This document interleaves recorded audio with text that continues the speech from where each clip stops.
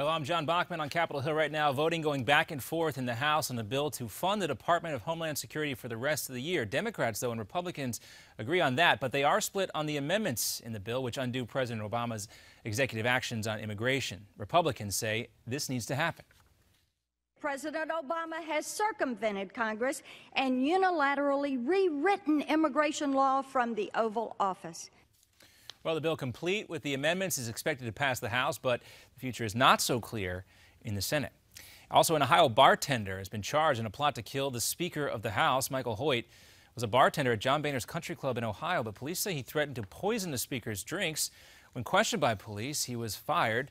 After he was fired, I should say, Hoyt also claimed that he was Jesus Christ and said he wanted to kill Boehner for being mean and for being responsible for Ebola. Al-Qaeda in Yemen is now claiming responsibility for last week's attacks in Paris. In a video put out this morning, the leader of the group called the attack at Charlie Hebdo vengeance for the Prophet. The brothers who attacked the paper were reportedly trained and financed by Al-Qaeda in the Arabian Peninsula. Around France, newsstand owners have had to turn away customers trying to get copies of the new edition of Charlie Hebdo out today. Despite running off a record 3 million copies, all sold out in minutes early this morning. And a small newspaper in Israel is under fire for getting rid of German Chancellor Angela Merkel. In a front-page picture of a recent Paris Unity march, Merkel was completely removed from her place right next to French President Francois Hollande. It's an ultra-Orthodox newspaper, and she was apparently removed out of modesty because men and women weren't supposed to be together. And a federal judge in Boston has just denied a request to put off jury selection in the Boston Marathon bombing trial.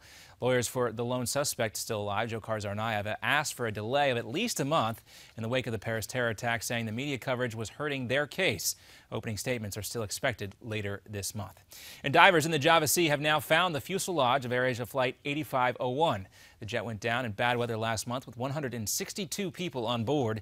It is believed that most of the bodies of the victims are still inside that fuselage. Both black boxes from the plane are already in the hands of investigators, and that data is being investigated.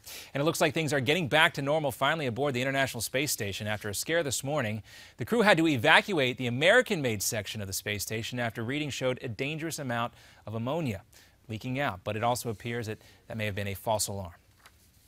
So it's becoming a stronger case that this was a false indication, which is great news.